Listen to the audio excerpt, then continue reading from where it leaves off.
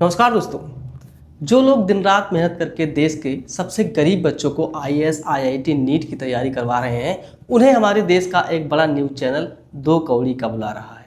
सोचने वाली बात यह है कि ये न्यूज़ एंकर सुबह से शाम तक खुद टीवी पर हिंदू मुस्लिम डिबेट और चिल्ला चिल्ला करके अपनी टीआरपी बटोरते हैं। उन्हें अचानक देश के इन यूट्यूब शिक्षकों से इतनी मिर्ची क्यों लग रही है? ये इसके पीछे की सच्चाई को समझते हैं। जब देश में पेपर लीक और छात्रों के गुस्से की बात करने के बजाय एंकर अंजना ओम कश्यप ने आरोप लगाया कि ये स्टार टीचर्स सिर्फ व्यूज़ के भूखे हैं और ड्रामा करते हैं, इनके जवाब में खान सर ने और अभिनव शर्मा तक देश के तमाम बड़े शिक्षकों ने, लाखों छात्रों ने इस पर कड़ी आपत्ति जताई।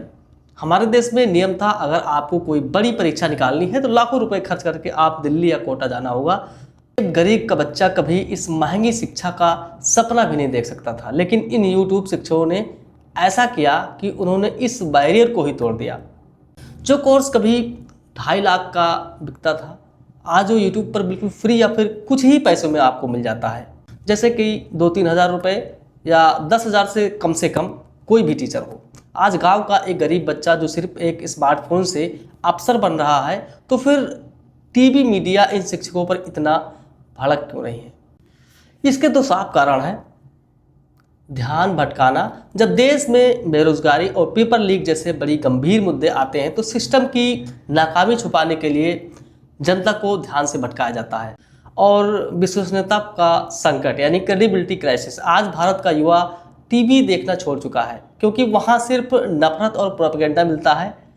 युवा अब यूट्यूब पर आकर इन शिक्षकों से सीखता है। आज यूट्यूब पर टीचर्स की क्रेडिबिलिटी इन टीवी चैनलों से ज़्यादा है, कई गुना ज़्यादा हो चुकी है, इसका आपको अंदाजा हो, जिससे कि इनके चैनलों की टीआरपी और अहंकार दोनों पर चोट पहुंची है। जो मीडिया खुद एक व्यू के लिए किसी के निधन की झूठी खबरें चला सकती है। आपको पता होगा धर्मेंद्र जी की किसने झूठी खबर चलाई थी, आपको ध्यान से पता होगा।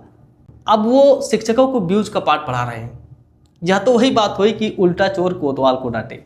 दोस्तों, आज समाज में असली शिक्षक कौन है, यह तय करने का हक किसी स्टूडियो में बैठे एंकर का नहीं है।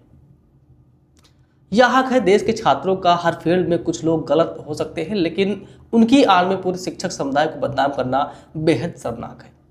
हमें गर्व होना चाहिए ऑनलाइन टीचर्स पर जिन्होंने शिक्षा के व्यापार को बनने से रोका। और आप इस मुद्दे पर क्या सोचते हैं, नीचे कमेंट्स में ज़रूर बताइए। मिलते हैं एक और नई वीडियो में एक नई ऊर्जा के साथ। तब तक के लिए जय हिंद, जय भारत।